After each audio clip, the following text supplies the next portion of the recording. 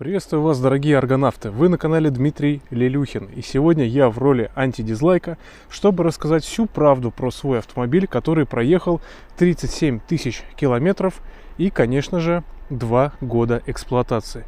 Как вы все помните, автомобиль я купил одним из первых в Российской Федерации, но на месяц раньше стартовали продажи в Беларуси, и действительно этот автомобиль уже прошел 2 года по российским и белорусским дорогам. Что я могу сказать?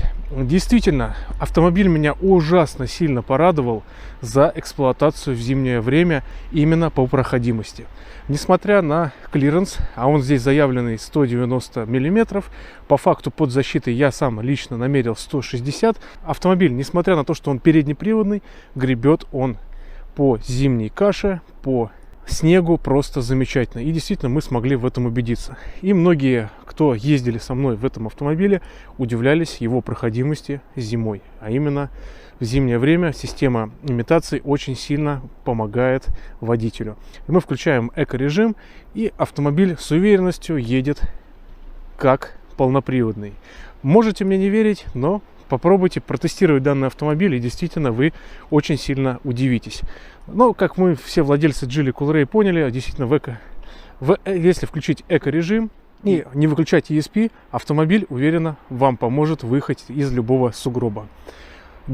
За эту зиму, а зима у нас очень крутая вышла в этом году, я ни разу не воспользовался пока что лопатой. Возможно, после этого видео что-то может поменяться. По мелочи, учитывая, что автомобиль китайский, даже его маленькие тиктокеры не обошли стороной и свистнули маленькие колпачки, которые шли у нас в комплекте. Пришлось купить вот такие совершенно обычные серенькие колпачки, чтобы просто никто не хотел позариться. Также, когда летом я ездил в Коломну, а как вы все помните, на канале я подбираю запчасти для этого китайского автомобиля, и получается немного спорно. Дело в том, что когда я приехал в Коломну, заранее я купил новый оригинальный задний дворник, и у меня его стырили. И проехал я всего лишь на нем 1 неделю. Ну да ладно, в принципе, дворник был так себе качество, потому что, учитывая наши реагенты, он быстро ржавел. Я нашел аналог на 330 мм, и, в принципе, он со своей задачей хорошо справляется, и, главное, не ржавеет и трет хорошо. Но все равно я ищу дальше аналоги, и пока что из интересного вот этого крепления, который очень похоже на крепление Volkswagen, Touareg, Audi, к сожалению, оно немного другое, китайцы придумали его под своим каким-то типом. Поэтому данный дворник может подойти пока что от FAV T77, новинки тоже китайской. Далее, как вы помните, я наклеил вот такую страшную резинку, учитывая мнение владельцев Geely Coolray, но действительно она очень спасает и помогает в зимней эксплуатации. Если бы автопроизводитель позаботился, он бы мог ее сделать изначально из внутренней стороны, так как этот зазор очень большой и самый сильный в классе. И действительно очень сильная наледь скапливается в зимнее время. Я об этом рассказывал на своем канале. Ну и, конечно же, сервопривод у меня также установлен в автомобиле. Чтобы продлить его срок службы, я решил вот от этой наледи как раз наклеить эту резинку. Напишите в комментариях, что вы думаете, но пока что для меня это лучший вариант. Далее, друзья, в скором времени, а именно завтра, я еду наконец-то на замену части направляющих своего люка. Запчасти ждал 4,5 месяца. Заранее у меня уже была замена стекол. А стекол из-за того, что они идут в сборе с резиновым уплотнителем. И если у вас, допустим, на мойке повредят этот уплотнитель, вам придется менять заднее стекло в сборе с уплотнителем. Занятие, конечно, не из дешевых. 2 уплотнителя. Один стоит около 14 тысяч, другой 60 вместе с стеклом. Вот такие сейчас цены. Конечно же, они еще растут. По лобовому стеклу. Очень удивительно, что стекло Фуяо, но при этом производитель очень хочет большие деньги за стекло с подогревом только зоны покоя дворников.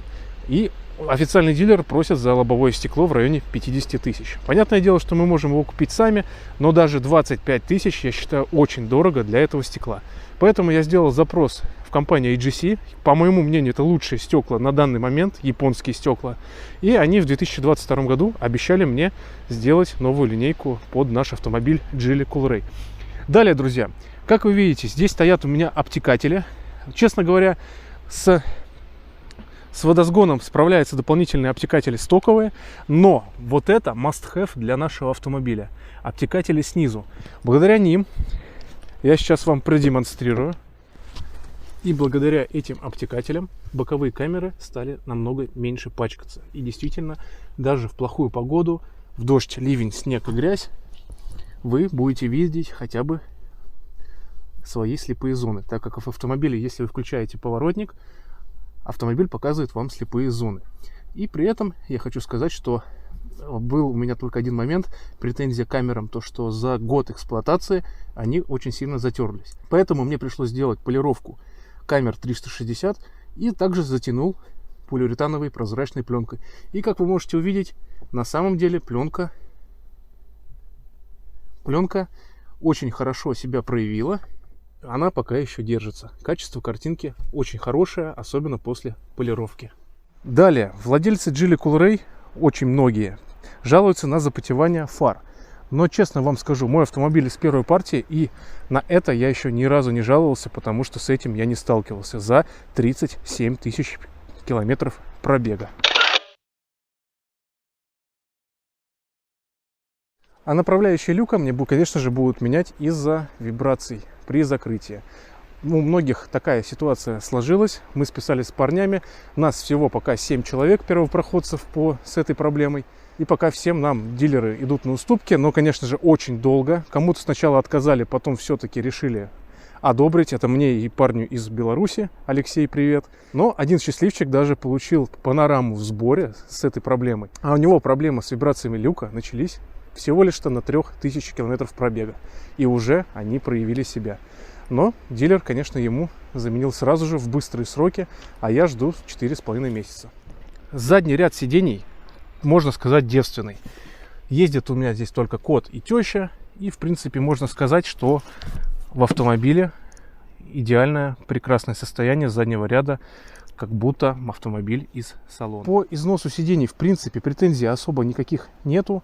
Обычные стандартные небольшие заломы с пассажирской стороны и небольшие вот эти растяжки со стороны точки попы. Но большая претензия, конечно же, у нас у всех Geely Coolray с большими пробегами от 30 тысяч часто начинается вот такая ситуация, когда разбалтывается механизм подлокотника. Просто нужно разобрать и его затянуть.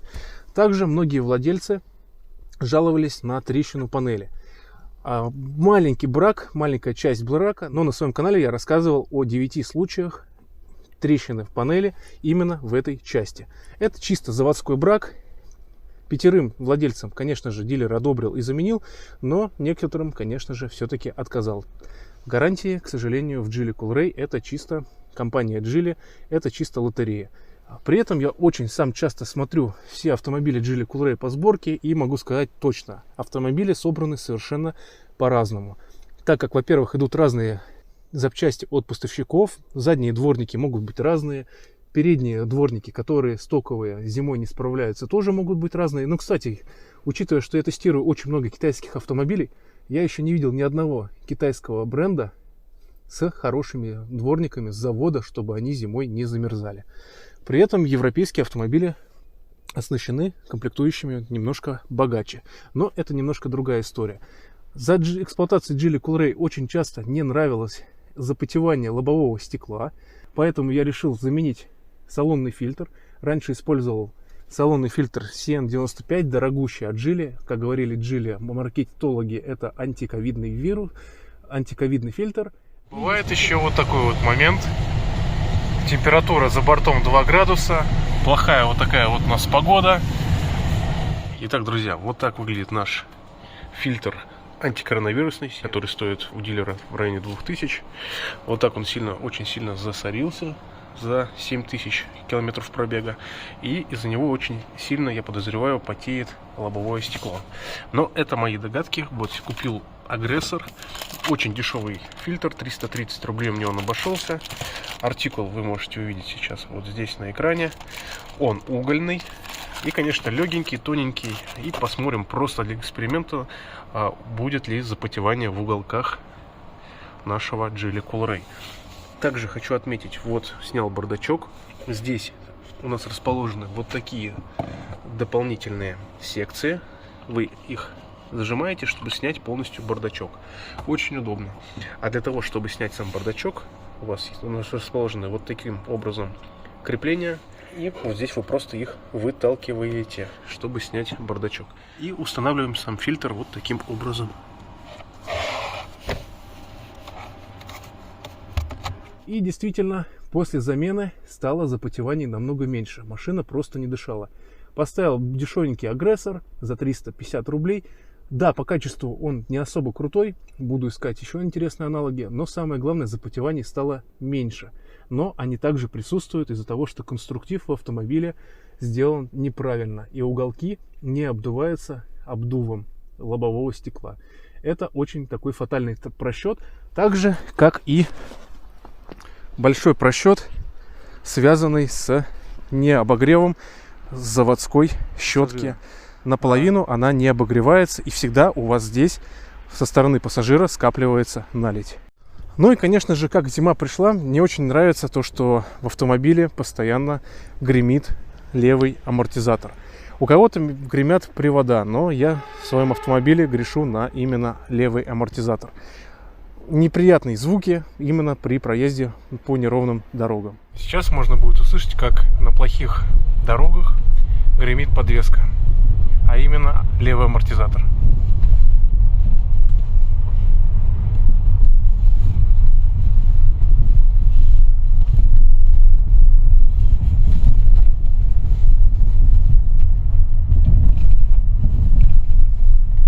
Ну да. Также в автомобиле из брака есть проблема с выхлопом. Он начинает дребезжать, резонировать и издавать не особо приятные звуки.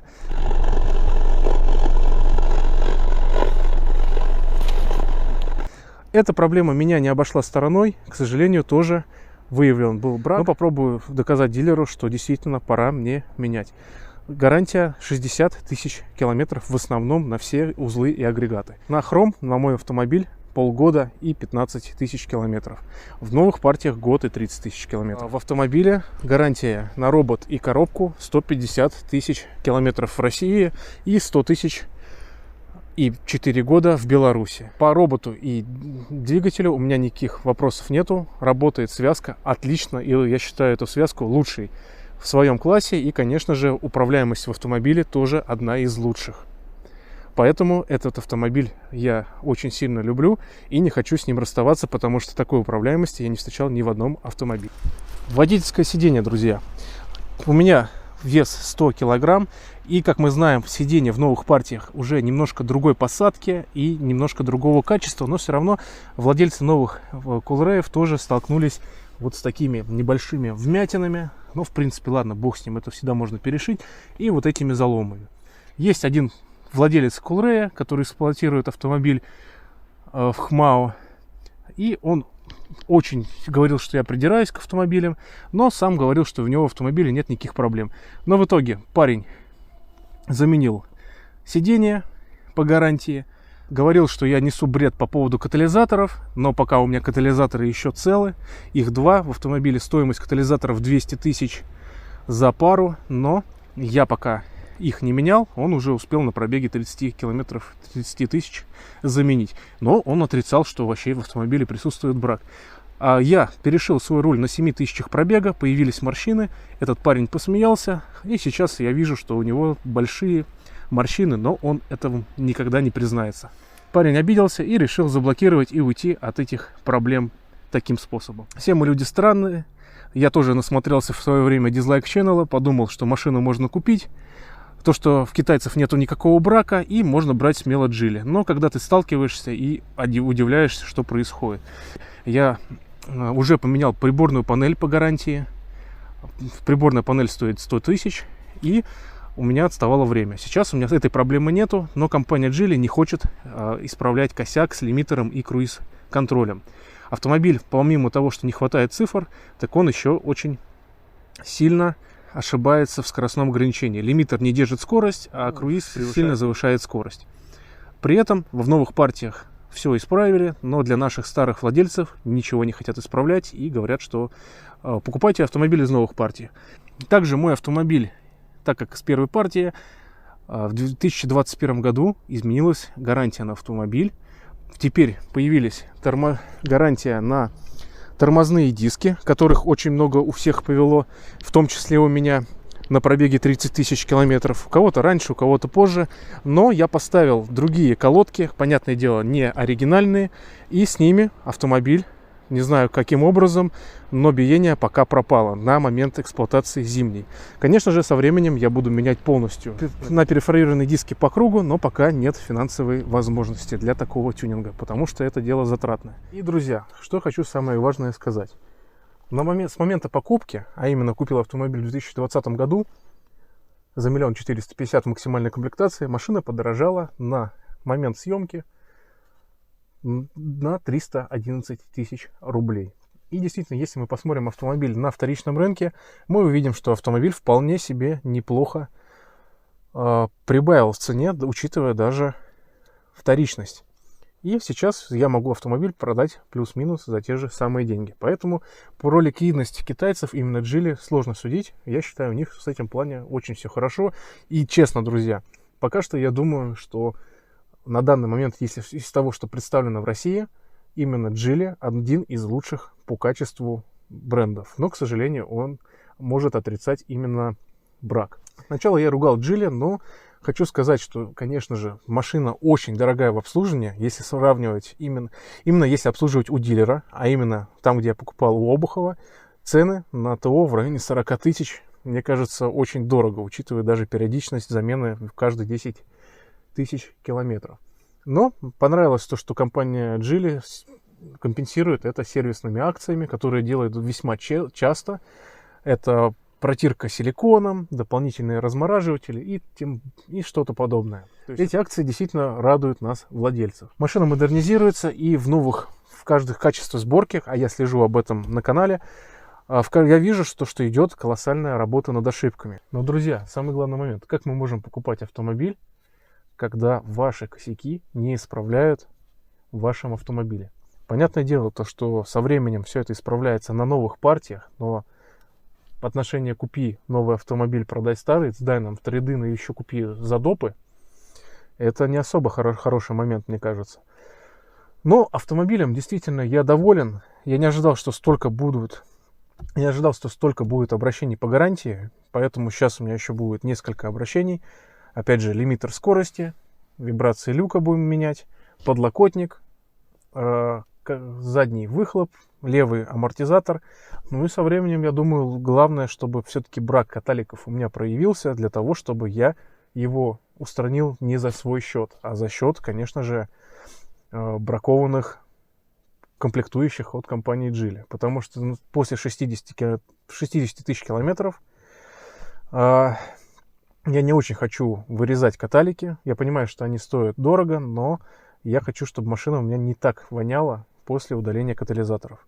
Я все-таки с каким-то моментом за экологичность. Друзья, я очень был рад рассказать вам про свой автомобиль. Не судите строго, автомобилем я доволен, но про те нюансы, которые я встречаю за эксплуатацией своим автомобилем, я буду о них говорить напрямую, как есть.